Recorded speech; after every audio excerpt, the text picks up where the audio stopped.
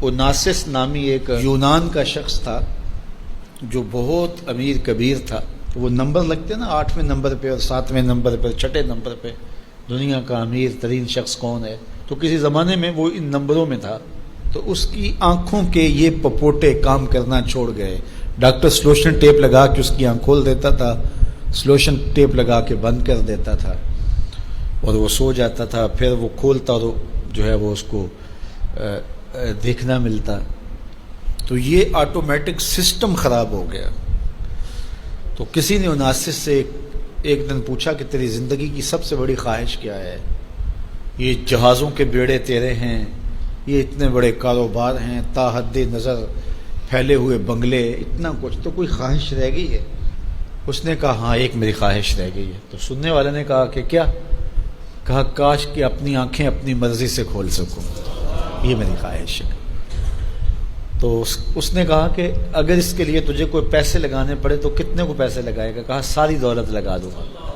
کاش کہ اپنی آنکھیں تو اپنی مرضی سے کھول سکوں.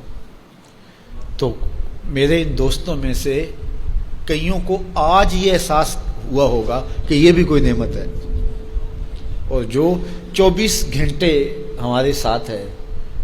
تو اتنی نعمتیں ہیں ہمارے اوپر اللہ کی، اور اس کو ہم اپنے حساب سے چھوٹا یا بڑا کہہ لیتے ہیں، لیکن وہ اتنی بڑی ہیں کہ اگر وہ چھن جائیں تو پھر پتہ چلتا ہے کہ جو ہے وہ کتنی بڑی نعمت سے ہم محروم ہو گئے.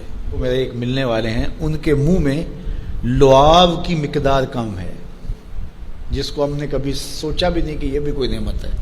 یہ قدرتی گریس ہے جو منہ کو تر رکھتی ہے اور بولنے میں مدد ملتی ہے، اور نظام انہضام کو اس سے بہت زیادہ فائدہ پہنچتا ہے. لیکن ان کا مسئلہ کیا ہے کہ مقدار کم ہے.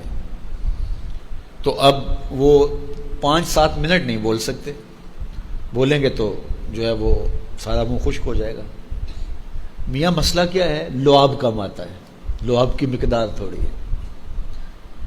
تو کبھی اس کو بھی کسی نے نعمت سمجھا، لیکن یہ کتنی بڑی نعمت ہے.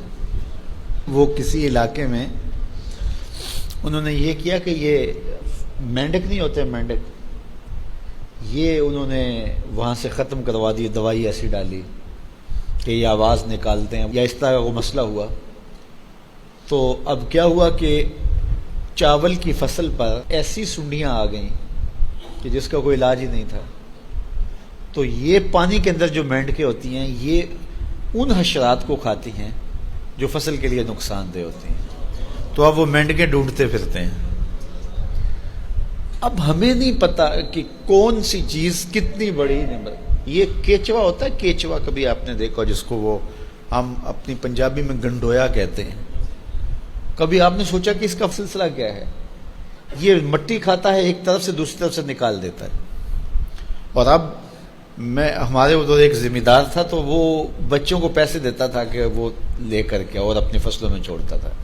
اس کو کسی ماہر نے بتایا کہ یہ زمین کی زرخیزی کا جو ہے وہ سبب ہے کہ ایک طرف سے کھاتا ہے دوسری طرف سے نکال دیتا ہے، اور وہ مٹی اتنی زرخیز ہوتی ہے کہ دوسری مٹی میں جب ملتی ہے تو کیمیائی کھادیں بھی وہ کام نہیں کرتی جو یہ کیچوا کام کرتا ہے. اور ہمیں پتہ ہی نہیں ہے کہ ہمارے اطراف میں اللہ نے کتنی نعمتیں ہمارے لیے پھیلائی ہوئی ہیں. تو اس لیے اس کا ایک نظام ہے. یہ دنیا کچھ نہیں ہے، اللہ کے قبضے میں سب کچھ. تو سب سے بڑی بات یہ ہے کہ اللہ آپ کو خیر کی راہ عطا کر دے. بس بعض کا جو دنیا کی دولتیں دی جاتی ہیں، یہ آزمائش ہوتی ہیں، یہ آزمائش ہوتی ہیں. تو جو آپ کو کسی سے نیکی کرنے کی توفیق مل جائے، کسی کی مدد کرنے کی توفیق مل جائے، کسی دکھی کے کام آنے کی توفیق مل جائے، کسی کی جان بچانے کی توفیق مل جائے، تو یہ بہت بڑی دولت ہوتی ہے.